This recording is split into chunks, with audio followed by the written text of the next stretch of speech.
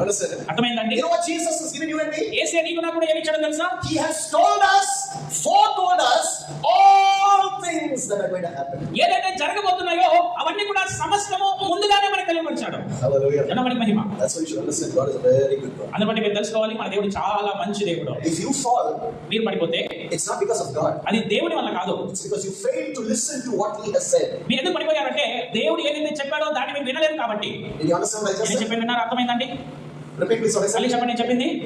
If you fall, if you fail the grace of God, మీరు పడిపోతే మీరు దేవుని యొక్క కృపలో పతనమైతే it's not because God failed you. దేవుడు నిన్ను ఓడించలేదండి. It's you failed to listen to what God had to say and you failed to take heed to everything that He has told us. అయితే దేవుడు నీకు ముందుగానే చెప్పినటువంటి కార్యాలు నువ్వు వినకపోవడం వల్ల, నువ్వు జాగ్రత్త కలిగి జీవించలేకపోవడం వల్లే నువ్వు పడిపోతున్నావు, పతనమవుతుంటున్నావు. I know my God is an all-knowing God. నాకు తెలుసు నా దేవునికి అన్నీ తెలుసును అని. Sometimes కొన్నిసార్లు in the morning when I get up, ఉదయకాల సమయంలో లేచినప్పుడు and I pray, నేను ప్రార్థిస్తున్నప్పుడు I pray for the day. ఆ రోజు కోసం నేను ప్రార్థిస్తాను. God will tell me exactly what's going to happen that day, so I know I prepare.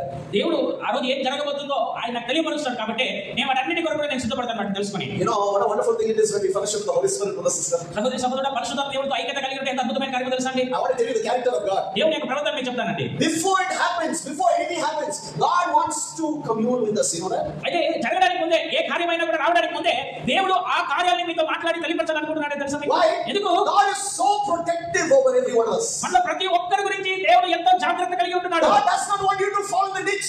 God does not want you to fall in the trap. God does not want you to fall. He wants to protect you.